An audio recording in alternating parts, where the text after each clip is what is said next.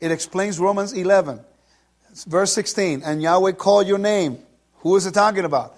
The tribe of Israel and the tribe of Judah. It says, and he called your name. A green olive tree, beautiful and goodly fruit, with the noise of a great tumult. He has kindled fire on it, and the branches are broken. So we see that the house of Israel and the house of Judah are the branches of Israel. You got the land of Israel, you have the kingdom of Israel. The kingdom of Israel, completely with the 12 tribes, right? 12, was divided into two kingdoms. They became the two branches of the tree. So what happens is, because of disobedience and idol worship, they were cut off. They were broken. Now, what's interesting is that he gave a bill of divorce to the northern kingdom, but not to Judah. Why not? Because Yahweh made a promise to David, King David, that his kingdom will forever be established on the earth, and his seed would always have somebody on the throne. And also says that out of the love for David's sake, there will always be a tribe in Jerusalem as a lamp. And we see that. That's why Judah, the Jews, are back in the land. And who are we coming out of Christianity? And who are we coming back to the Hebrew roots? We are the descendants of the 10 tribes of Israel. In my case, I'm a descendant of the priests. I'll find out my family is a lineage of priestly. We can't verify it through the genealogy, but we know that's what we've been taught through tradition. So, it doesn't really matter for salvation or redemption, but it's more for identity, understand that, okay? Now, verse 17. It explains who the branches are.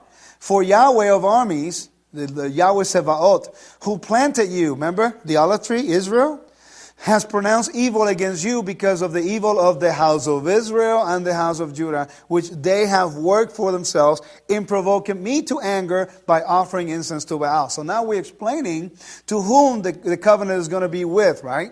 The covenant is going to be with the house of Israel and the house of Judah. So if you're still considering yourself a Gentile, where is the house of restoration for you? It's nowhere to be found in the Bible. Not in the New Testament and not in the Old Testament. Not in the Brit Hadashah and not in the Tanakh. In other words, if you have believed in Yeshua as your Savior, as your Redeemer, as your King, and as your High Priest, then you are part of the Commonwealth of Israel, and you are now part of Israel. You're grafted in by faith into the tree, which is Israel, and you're grafting yourself into one of the 12 tribes. Very clear, very simple. You either become Israel or you're not in the covenant. You got to remember, even in the Old Testament, in Numbers chapter 15, verse 15 says, one custom, let me read it for you. I don't want to paraphrase. So I'm going to try to find Numbers 15:15. And it says right here, it says, one ordinance shall be for you of the congregation and for the stranger who sojourns with you, an ordinance forever throughout your generation. As you are, so shall the stranger be before the Lord, before Adonai. Verse 16 of Numbers 15 says, one Torah and one custom shall be for you, the native born, and for the strangers who sojourns with you. So if you have been grafted into, through Yeshua, our high priest, by the blood of the Lamb, then you are now part of Israel.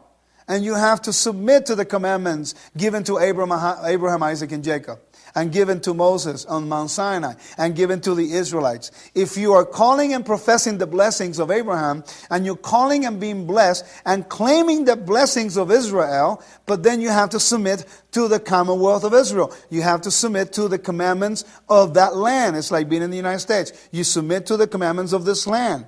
But when you go to a different country, you submit to the commandments of that country because you are in their country. So therefore, our identity is as a people, Israel. So therefore, we have to walk. Even though we live in the United States, we still are an identity of a people. In other words, we are a nation inside a nation. By the way, you see this in all major cities. You go to New York, you have the barrio. You got little Puerto Rico over there. You go to California, you got little Mexico over there. You go to Miami, you got little Cuba over there. In other words, they still maintain their identity as a people, but they are living under the Commonwealth, under the laws of the United States. And usually there's no controversy until now. Everybody wants to do whatever they want to do. But anyway.